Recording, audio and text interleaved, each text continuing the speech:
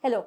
It's the end of an era for Bengaluru as the Bruhat Bengaluru Mahanagara Palike has come to an end after 18 years. A new administrative structure takes over with a 5 corporation setup and a GBA, a Greater Bengaluru Authority, to oversee administration in Bengaluru. Will this mean decentralized administration or will the political class still wield most power? To find out more, today we have with us Ravichandar, a member of the Brand Bengaluru committee that submitted the first draft of the GBG Act to the government. So thank you very much for joining us. Thanks, Deepika, for having me. And we also have with us Aditya Bharadwaj, the Deputy City Editor for Bengaluru. So to begin with, what was the journey of the GBA to what it is today? When did it start?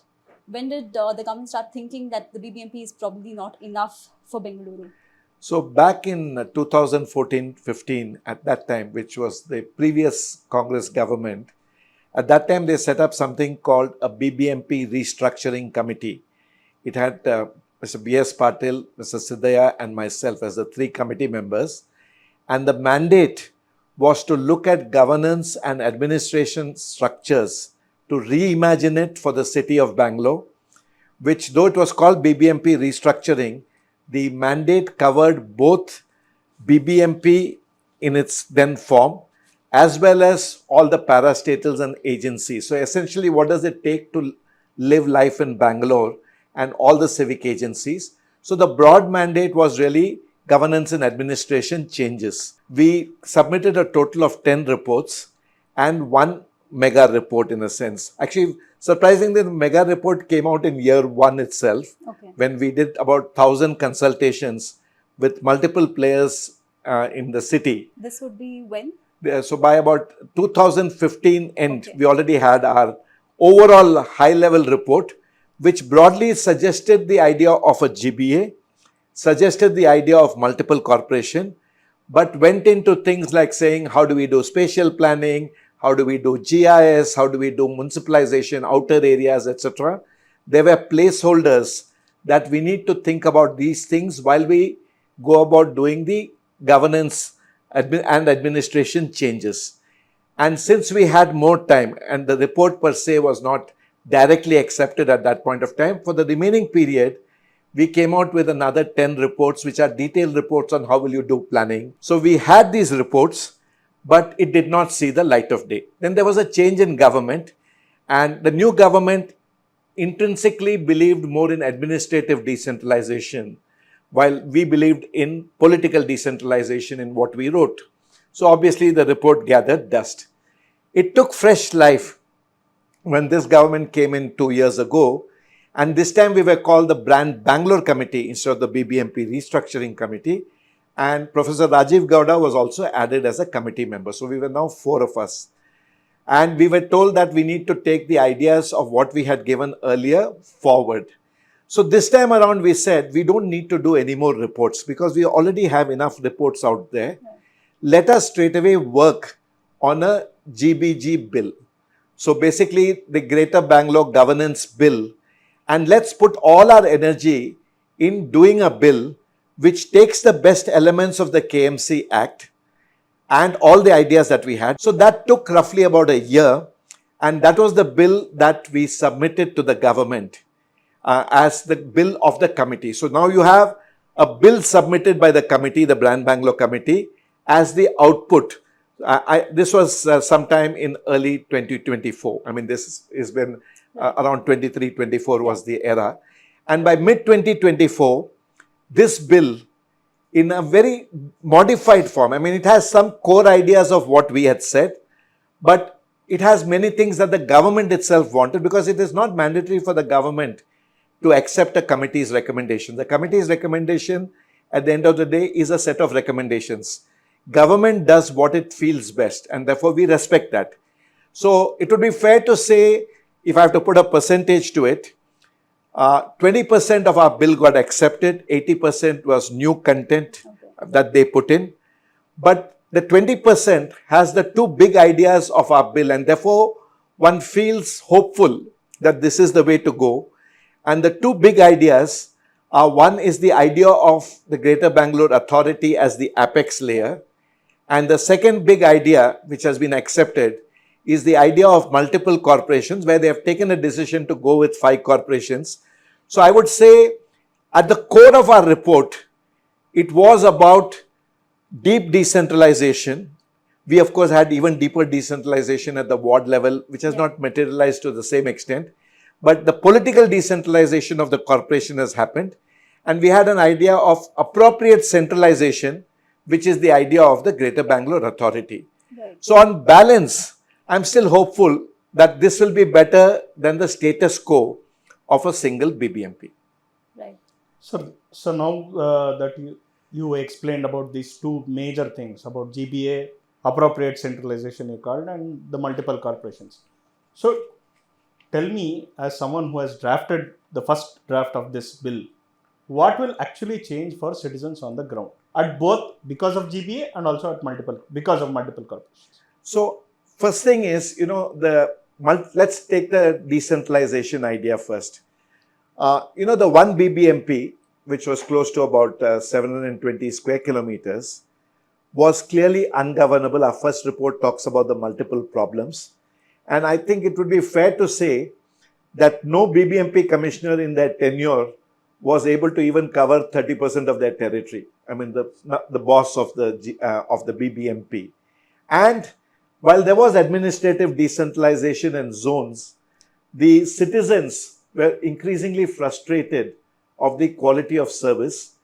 And even when we had elected corporators, bulk of the time they were spending in traveling to and fro to a corporation meeting where their local issues were hardly discussed. So even though you had elected corporators, the ability for them to really focus on their constituents was limited in this large structure. Now, what decentralization does with these 5 corporations, where the central is roughly at 78 square kilometers and the others are between 150 to 160 square kilometers, you're suddenly now looking at a more manageable size. The 150 to 160 square kilometers is less than the 225 square kilometers, which was the BMP area, of which people have a happy memory in terms of it was manageable at 225 square kilometers. Now we are even less. Correct. So the belief really is, by having the elected leaders closer to you, the corporation, the councillors, mayors meeting and being closer to the constituents, the quality of service can be expected to improve. We all live in hope, but conceptually, political decentralization has that one benefit. That is one. The second thing I'm hoping with the idea of the 5 corporation, that one of the 5 corporations will perform fantastically on just 2 attributes. The roads are pothole free and there is no visible garbage. Just 2 changes in one of the 5 corporations. I can't predict which one it will be, but I'm hoping one of them will become an outlier. And because it's one city, people are going to work from one corporation to another, etc. I am hoping that people of the other 4 corporations will put pressure, saying if this neighboring corporation can be this good, what is stopping us from being the same? So that's the second benefit, one is thing.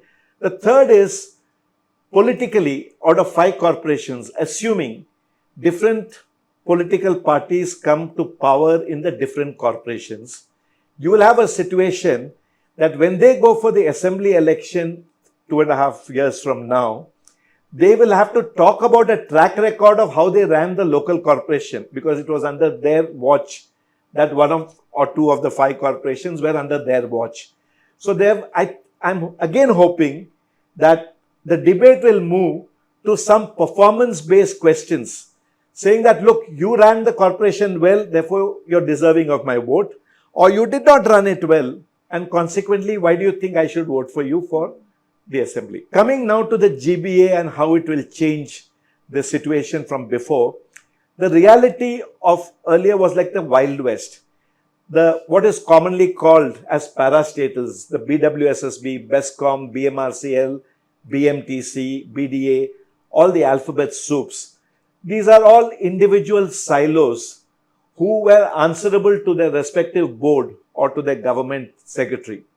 They really didn't bother what people wanted because they were not even answerable to the BBMP. Correct. They are not answerable to the corporator. They are not even answerable to the MLA. They are individual silos. And for the first time in the history of a mega city in the country, all of them have been brought under one common umbrella. Conservatively, 70% of my life, it's outside the city corporation. Correct. Whether it is transport, whether it is of late even the waste management, the various facets of things, water supply, sewerage, electricity, it's all outside the corporation. Now, by coming under a common umbrella called the GBA, just take a simple thing like the master plan. Earlier, the BDA used to make the master plan almost in isolation because the individual parastatals did not have to really bother about what the BDA asked or what they put in the plan, because they said, I'm an independent agency responsible for my area. Now you have a situation where GBA is the local planning authority and all of them are members of the local planning authority and the GBA. Therefore, they have to sign on to whatever is decided. They also have to listen to what the GBA decides are the priorities of the city. This is huge. Correct. It has never been brought. Now, people say CM is here, CM is there, CM is everywhere, and all that stuff. But this is for the first time that when you take decisions once in 3 months, when you take a policy decision, if it is decided, let's say, for example, that water and sewerage, the focus will be to take it to these parts of North Bangalore and East Bangalore because they badly need it. The BWSSB has no option but to listen to that. They are party to it. They cannot say that I'm independently deciding I will go do my work somewhere else and I'll come to these areas later. So the decisions taken on the platform become binding to the constituents. So I expect because of that, there is going to be a more alignment of objectives, more integration across the agencies. We have never had an integration for outcome. Even a common problem like road cutting, where one agency cuts and the other agency, one gives permission and they don't fill it back. Now they're all sitting in GBA and the same. And the GBA Chief Commissioner is a 365-day job. And one of the jobs of the Chief Commissioner is to ensure these kind of interagency issues are resolved.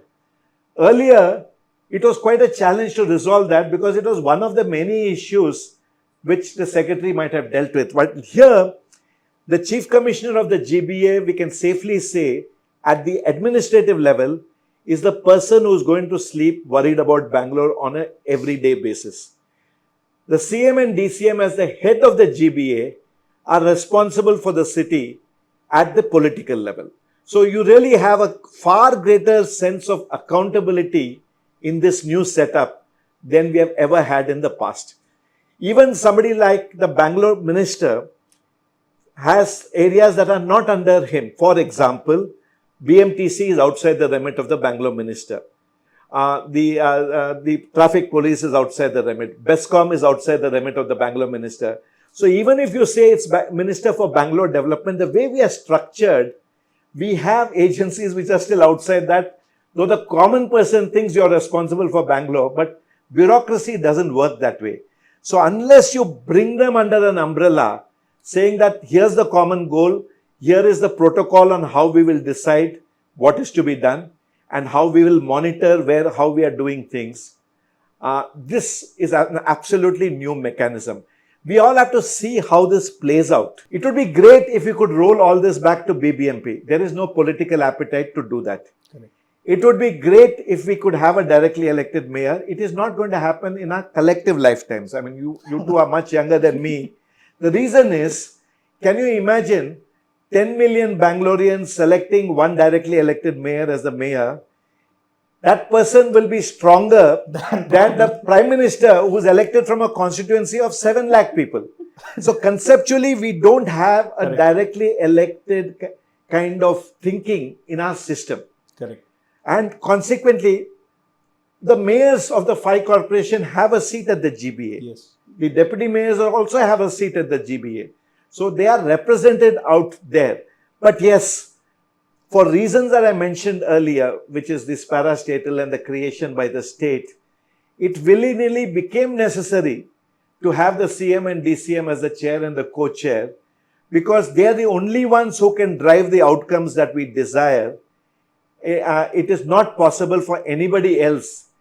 The system is dysfunctional, and we have to find a path on how to make a dysfunctional system work. Correct. There is an ideal system, but getting to ideal requires leadership and sagacity of a level where the people who are taking those decisions will effectively be shooting themselves in the foot. And that doesn't exist. Correct. Yes.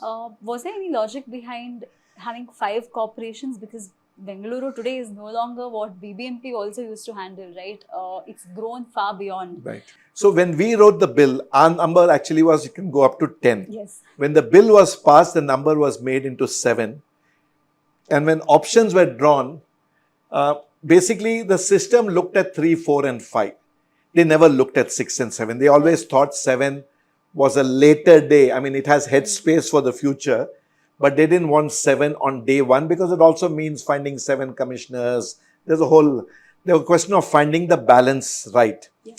The challenge with 3 is very soon. I mean, when you start doing 3, etc., with the growth pangs that we are happening, it was felt that we will outgrow 3 so very soon. Right. And somehow 5 was felt to be the sweet spot. Okay. Obviously, all these are government decisions. We can Yes. only this thing. Yeah. And we just felt with 5, and given that the central is locked in at 78 square kilometers, but the rest has scope to expand in future years. And somehow there's a feeling that we could go up to 225 in each of the corporations because there's that old history of the 225. Right. And 150 to 225 gives you another 50% growth prospects. Yes. And therefore it is possible. But here I must point out a very important thing. People are mistaking that GBA will always be a sum of 5, the corporations. It is a wrong understanding of the idea of GBA. Okay. GBA by definition and intent and what we have conceived is a multi-governance model, which means the GBA area can be more than the 720 square kilometers of the corporation. And just for argument's sake, it can be 900 or 1000 square kilometers. And in the balance, 200, 300 square kilometers, you could have city municipal corporations, you can have town municipal corporations, you can have an LCTA, you can have Jilla Parishads. Right. So GBA in its construct, we must not confuse that GBA is always going to look after a set of corporations. In fact, when we had the idea of municipalization, we said that GBA should ideally be an area larger than municipal corporations, where the outer areas develop in a manner that over time they can get integrated into the corporation. Right. Rather than adding them and then running around to figure out how to make them work, Yeah. you put the tent over an area larger than the corporations, let them be governed in different methods, whatever be the appropriate governance mechanism, fit it out with infrastructure, fit it out with social parks and everything else, and have a path to bring them into the urban corporation setup as a stage. So the idea of a larger GBA multi-governance was part of our municipalization idea. So we shouldn't be surprised if a Bengaluru South district, for example, eventually comes under the GBA, or is it already considered under the GBA? It is not. Today, GBA is exactly the 5 corporations in terms of notification. You could actually have a GBA larger than 720. I'm only talking hypothetically. It's for the government, Yes. Yeah. but which is less than Bangalore South district. Okay. So it doesn't mean that automatically it goes to that. Today, actually, in nomenclature, we already have challenges. We now have a Bangalore South Corporation. There is a Bangalore South Assembly. Yeah. There is a Bangalore South Parliamentary Constituency, and there's a Bangalore South District. Yes. So with just the words of Bangalore South, we already have 4 variants. Yeah. I'm sure we'll find some way to resolve this whole thing as we go forward. But to assume that the extension will automatically go to Bangalore South District is incorrect. It will all depend on the government of the day. Right. What they believe. Ideally, the GBA footprint should be that footprint which you believe in the next decade will be part of municipal corporations in due course, and have a path where you don't make them corporations on day 1. You function with whatever setup they've got and slowly bring them in a systematic manner. So roughly, can we say GBA, ideal GBA footprint will be BDA footprint today? See, again, it's a government choice. See, the BDA footprint is close to about 1300 square kilometers. Whenever I have worked the maths and looked at the map, I've always felt around 1000 square kilometers is a good place to start, because 1300 is a lot to digest. But it is clearly there is a BDA, and you can look at it because people are used to an idea of a BDA marking. So that's for the government to decide. But in my head, the GBA needs to be more than the 720 and more than the corporation. And my sweet spot at this point of time is more in the 1000 range. But it could well be whatever the government decides. Yeah, because going by how Bengaluru is rapidly expanding into nearby towns, should we be surprised at all if it happens later? You shouldn't be surprised, but the more important question here is the following. By bringing it under GBA, what difference are you making to those areas? Right. And my whole point is the following. If you are going there, put a road grid network right now. Mark the lakes and the natural contours and hard code it. Find the parks, etc. and hard code it. So the benefit you can do by taking a larger area is if you just went and did a proper road grid now. Right. It will help the next 50 years. I mean, Jayanagar, Vijayanagar, Rajajinagar work better today compared to Whitefield, Sarjapura. Correct. Purely because of the road grid. The road grid in Jayanagar is 25 kilometers per square kilometer. Vijayanagar is 30 kilometers per square kilometers. The road grid in Whitefield is 8 kilometers per square kilometers. Okay. Sarjapur is 10 to 12. Okay. It tells you why those areas are getting crowded, because there is no road. In fact, I should be a member of the Bangalore Agenda Task Force, and my biggest regret, if I could turn the clock back to 2000, if I knew then what I know now, one of the key initiatives I would have taken for Bangalore and suggested is to do a road grid network for 1000 square kilometer area or the entire BDA area. Just go there and build a road grid. Development can happen whenever it is to happen, but build the road grid on day one. Actually, now if you try to build the road grid today also in Sarjapur, it is almost not possible. It is very difficult. It is very difficult. The way I see it, without retrofitting and doing a road grid, there are no solutions. So sometimes for the larger public good, and even if it means acquisition at market rates, correct, you may have to acquire at market rates. Because if you want problems to be solved, some of the answers lie in a road grid, in public transportation. It does lie there. Right.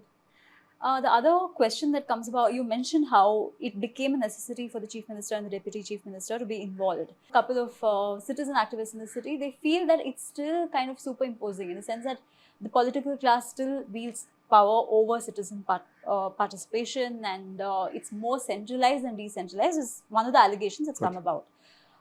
What was suggested or what can be done to increase citizen participation? How does one ensure that citizens are aware of what is happening with the smaller corporation setup? And how does one also ensure that voices are heard up to the last level of the administration? So I'll answer that actually in two parts. One regarding the centralization and that there is interference with the CMD, CMM.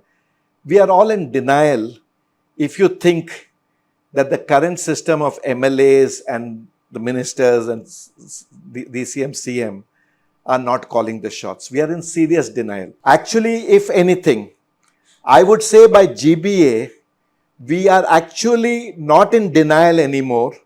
What was happening all the time but unsaid and known by people in the know is now out in the open. Today you have a system where you clearly, the next time there is a flooding, the GBA system is responsible.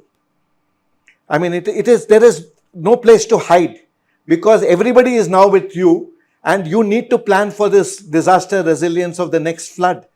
It was also the case earlier, but people are pointing fingers here, there, everywhere. Right. Now, your job is to plan for this 720 square kilometers as it stands today. It's your job. And we are clearly identifying who is politically in charge and who is administratively in charge. the chief commissioner of the GBA, and of course the individual commissioners, and we'll soon have the mayor and the deputy mayor. So if anything, I think we are bringing in much more transparency and openness, and we are less in denial with what we are going with. In respect of citizen participation, it is my regret.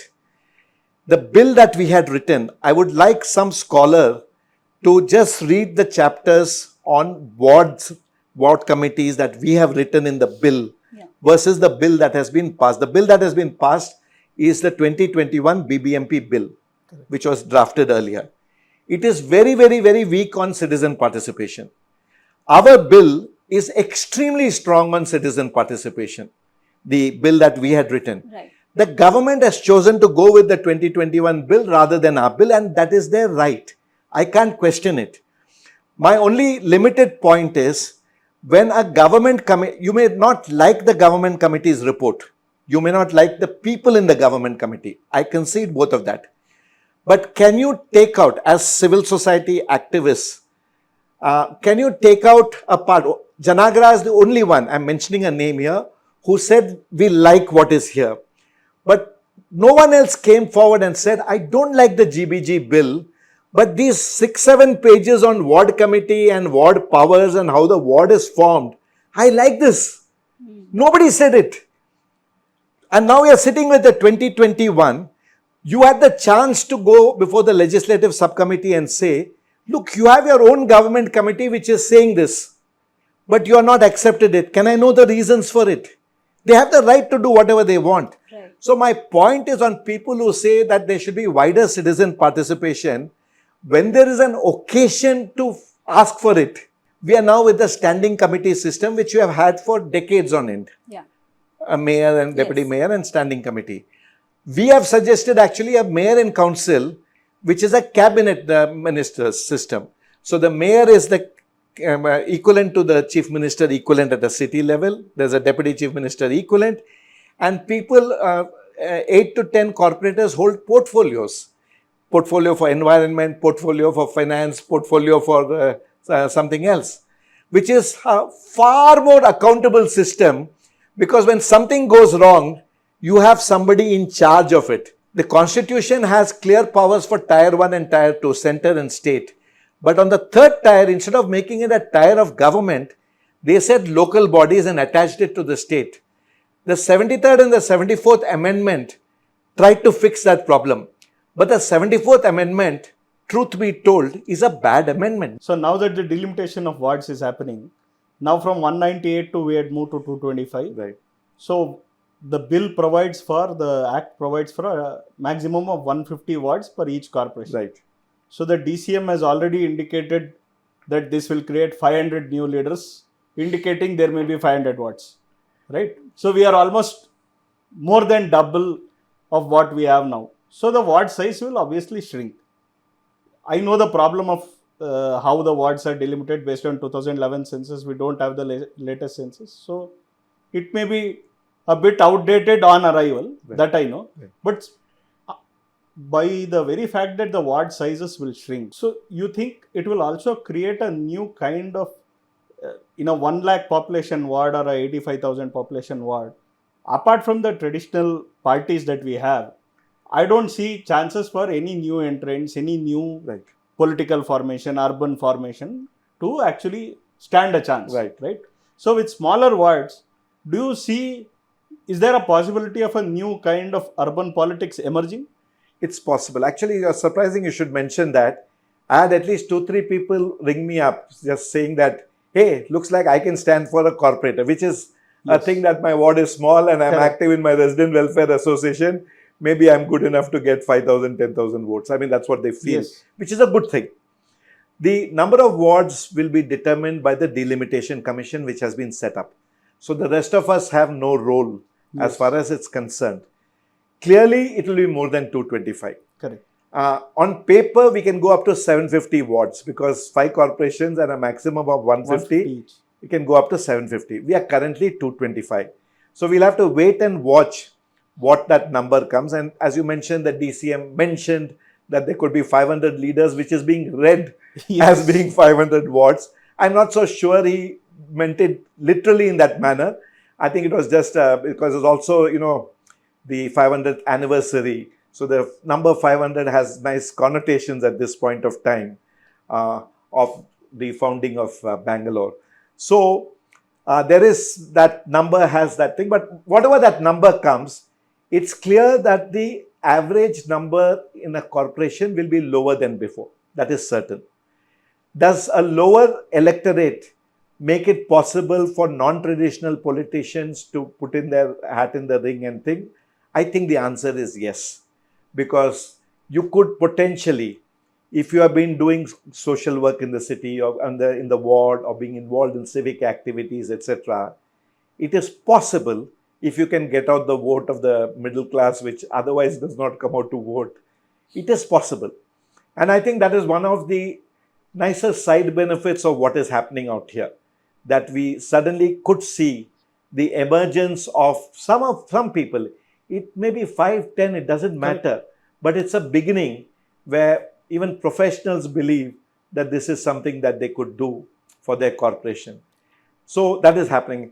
There are already talk of some people in a corporation coming together and say, hey, let's brainstorm on what we can do for our corporation.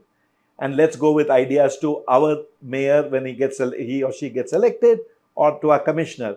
These are all good signs of a certain sense of ownership and participation. We spoke to citizen activists from different corporations to see what they think of the new setup and how it will affect urban governance. One section of citizens are curious as to how this will pan out. Is it really going to decentralize action and sort of distribute the power and the ability for each corporation to solve for their own problems?